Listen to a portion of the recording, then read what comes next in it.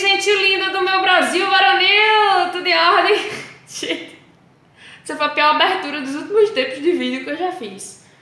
Galera, voltei aqui pra falar hoje com vocês sobre direito do trabalho, tá? Antes de qualquer coisa, dá uma curtida nesse vídeo, se inscreve aqui no canal, tá? Aperta o sininho, que toda vez que tiver vídeo novo, vocês vão ser notificados, beleza? Até porque quem chega aqui, né, por acaso, de supetão, de paraquedas no canal, tem um objetivo, né, galera? Que é entender um pouco mais sobre direito do trabalho, tá? Hoje eu vou falar sobre o FGTS. O que acontece, meu povo? Eu não vou começar lá dos primórdios, lá de trás, falando de como surgiu, toda a legislação que regulamentou. Não, eu vou falar hoje sobre uma questão prática, prescrição do FGTS, tá? Por que eu vou tocar nesse assunto? Porque essa semana agora passada, acho que da quinta para sexta, teve uma advogada que veio falar comigo no direct do Instagram, tá? E perguntar se eu tinha algum post sobre o assunto, certo? Infelizmente eu não tinha. Eu falo muito sobre a reforma trabalhista, vocês sabem.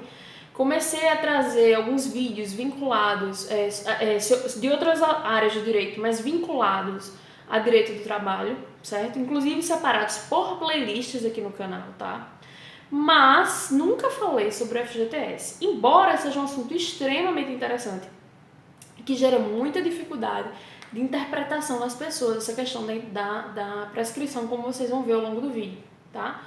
Mas, pra mim, certo? Foi tão profunda a mudança consolidada desde a decisão do Supremo Tribunal Federal em 2014, que alterou a prescrição da cobrança do FGTS, que eu classifico esse assunto, tá, como reforma trabalhista. Porque a gente não pode entender, fixar uma ideia de que reforma trabalhista é apenas aquilo que versa sobre a Lei 3.467 de 2017, tá? Tudo que, na verdade, gera uma mudança impactante sobre direito do trabalho na legislação trabalhista acaba se entendendo, né, como parte da reforma, tá? Por isso que esse vídeo, inclusive, vai estar na playlist de reforma, tá bom? Mas, enfim, vai lá aqui no canal, tá? Na abinha que tem de playlists e vocês vão ver que eu separei todos os vídeos que eu tenho gravado por tags, por assuntos. Então, vão ter vídeos só sobre a reforma, falando de direito do trabalho, direito previdenciário, que está vinculado à parte trabalhista da reforma, tá? Processo do trabalho, certo? Como a questão da prescrição. Vão ter outros vídeos falando sobre, por exemplo, a lei de greve, certo? Por conta do movimento paredista dos caminhoneiros, entendeu? Tá vinculado ao direito do trabalho, mas está separado lá na tag por greve. O assunto é lei de greve, entendeu? Tem vídeo também com opinião minha pessoal sobre algumas questões de direito do trabalho, que foi mais no começo do vídeo, mas enfim, passa lá que vale a pena. Se você quiser assistir o último vídeo que eu gravei aqui no canal, clica aqui em cima ou aqui em cima no card que tá aparecendo, tá? Que vale demais a pena, porque eu falei sobre a questão da sucumbência na justiça do trabalho depois da reforma. É um assunto extremamente importante a gente entender como é que tá funcionando hoje nos tribunais, tá? Porque tem muita gente que tá deixando de entrar na justiça do trabalho com medo das despesas ao final do processo em caso de improcedência ou de perda de parte da ação, tá bom? Então passa lá que vai ser bem interessante entender sobre o assunto, tá? Se você tiver mais alguma dúvida sobre esse assunto, comenta embaixo aqui no vídeo, tá? Ou me manda um e-mail ou manda uma mensagem direct do Instagram, tá? Que nem a Amanda fez, tá bom? Na verdade, a Amanda, ela falou comigo e ela deixou bem claro que a questão da dúvida não era nem dela em si, mas de uma colega dela, né, de uma amiga dela que, na verdade, eu acredito que está estudando direito ainda, eu acho, enfim. Já teve outro vídeo também que eu gravei com base em algumas perguntas que a Edinalda fez pra mim, que, enfim, é uma seguidora aqui do canal, então, enfim, vamos que vamos, tá bom, galera? Todas as minhas redes sociais estão aqui embaixo, tá? Me segue lá no Instagram, se tiver alguma dúvida, manda pelo direct, manda aqui por e-mail que eu sempre respondo, tá bom? Gente, o que acontece? Eu não vou começar, como eu já disse, eu não lembro se eu já disse, minha memória tá meio ruim, a velhice, né? Muito prazo, a pessoa fica meio surtada, por isso que o nome do canal é Surtando Advogando. Eu não vou começar o vídeo falando sobre a origem da FGTS, não. Vamos focar nessa questão da prescrição. Mas, pra gente entender a questão da prescrição, tá? Eu vou trazer à tona alguns assuntos bastante interessantes. Qual é a natureza jurídica do depósito FGTS? Você sabe disso, meu amigo? Minha amiga que está aí do outro lado. Seria salário? Seria tributo? Por que isso é importante? Vamos chegar lá. O que acontece? A doutrina, ela entra em pé de guerra há muito tempo, discutindo sobre a natureza do depósito do FGTS. Há quem diga que é tributo, há quem diga que é contribuição social, entendeu? Por exemplo, Sérgio Pinto Martins, ele disse que é contribuição social para o empregador e uma compensação financeira para o trabalhador, certo? O Amaro Barreto, olha que sobrenome lindo! Barreto, nome de guerra, nome impactante, né? O que acontece? O Amaro Barreto, ele chega e diz que se trata de uma compensação pelo tempo de serviço. E Arnaldo Susequinde, por sua vez, cara, com um sobrenome desse, como é que o cara não ia, né, ter um posicionamento diferente dos demais? Ele entende que se trata de salário diferido. Por que salário diferido? Porque é um direito que eu conquisto hoje para exercer no futuro. Afinal, vocês sabem que existem várias hipóteses para que o trabalhador possa sacar o FGTS, como, por exemplo, financiamento de um imóvel, tá? Todas as hipóteses elas estão elencadas no artigo 20, inciso 1º da Lei 8.036 de 90.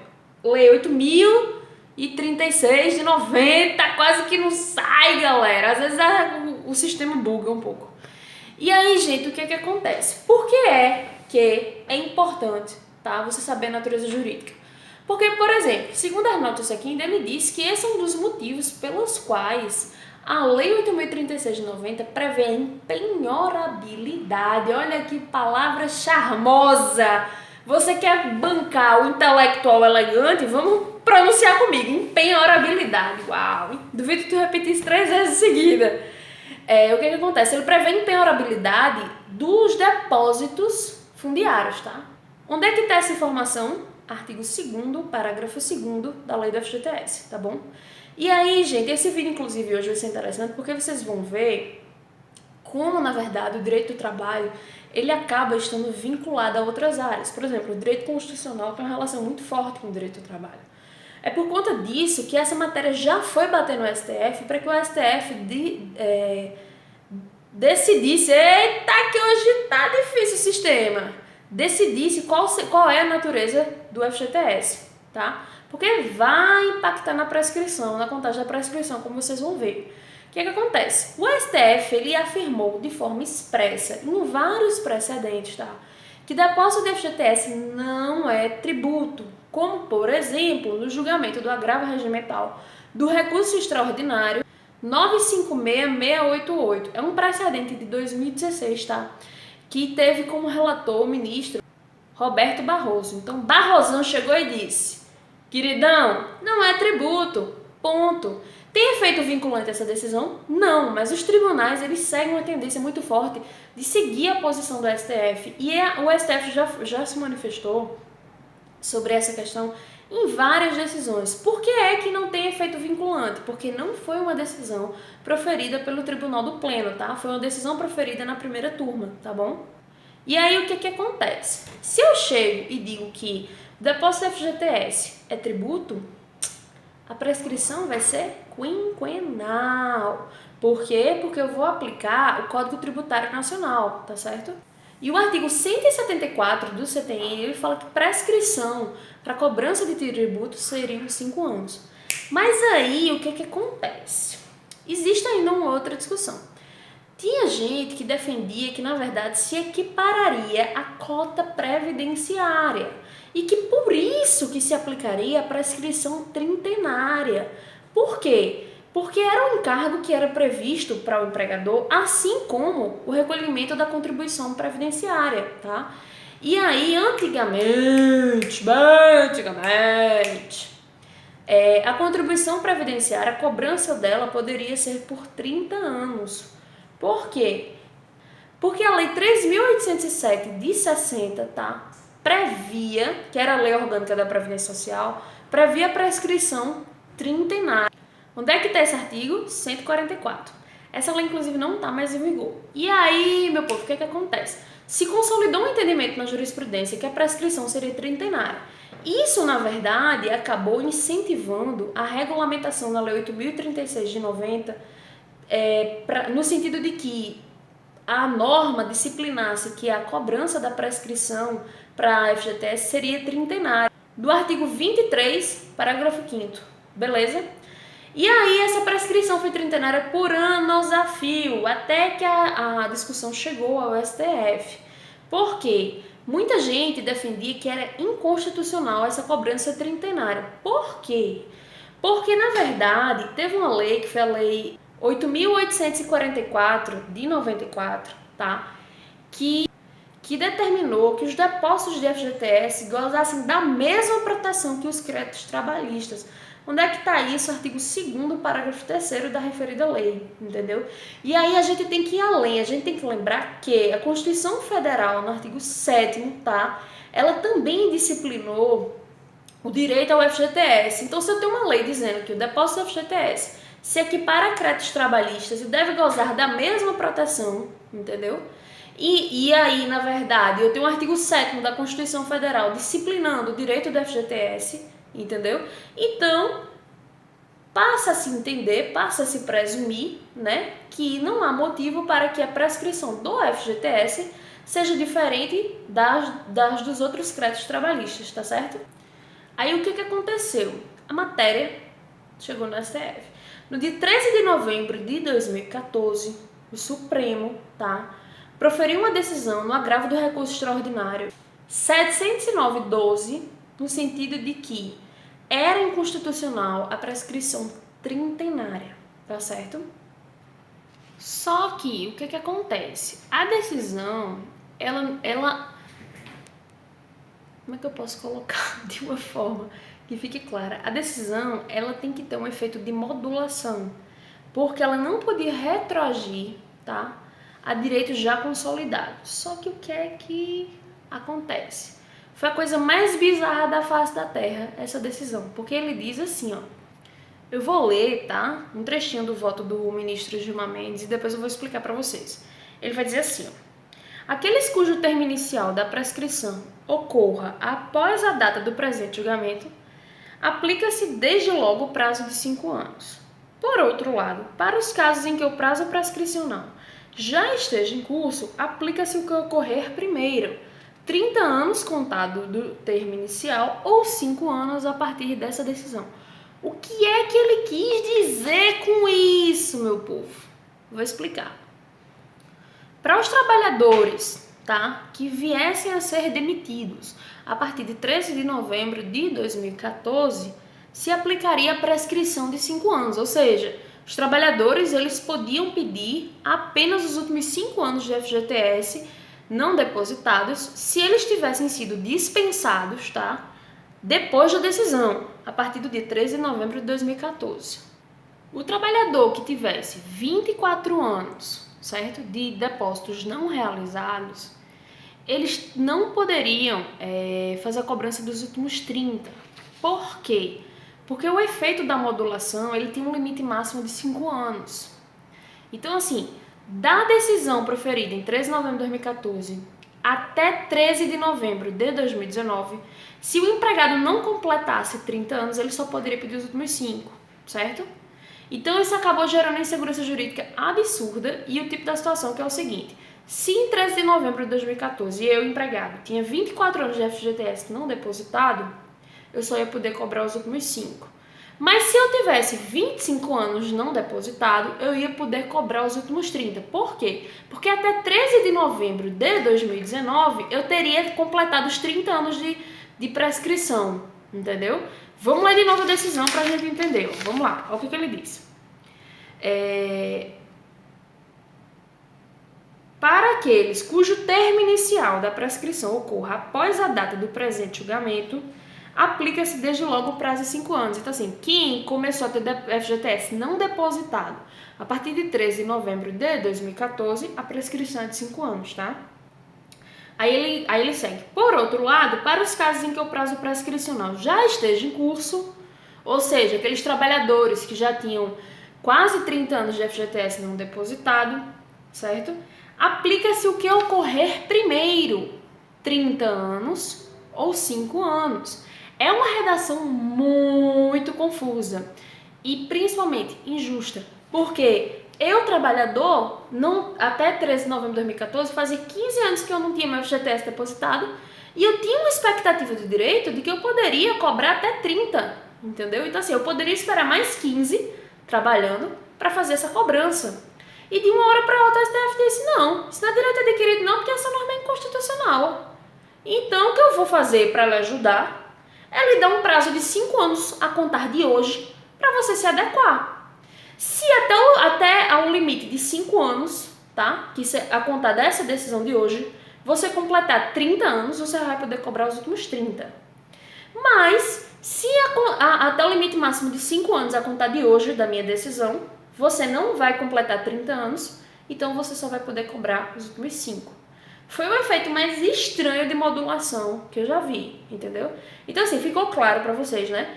Quem, na verdade, foi demitido a partir de 13 de novembro de 2014, tá?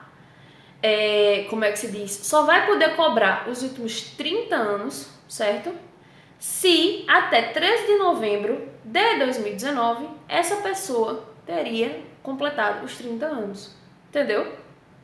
Então, assim, o trabalhador, ele mesmo no voto dele, ele esclarece, ele fala assim, que a pessoa que tem 27 anos na época da decisão, entendeu? Que o STF deu, teria só mais 3 para completar 30. Então, essa pessoa poderia cobrar os 30 anos. Mas aquela pessoa que, na verdade, tinha 24 anos, entendeu? Então, ela tinha mais 6 para frente. Então, ela não poderia cobrar os últimos 30. Então, vamos lá. Como é que funciona? Quem foi demitido a partir de 13 de novembro de 2014, certo? Já pode fazer a cobrança dos depósitos de FGTS apenas nos últimos 5 anos. Entendeu? Segunda situação, quem teve o contrato rescindido a partir de 13 de novembro de 2014, tá?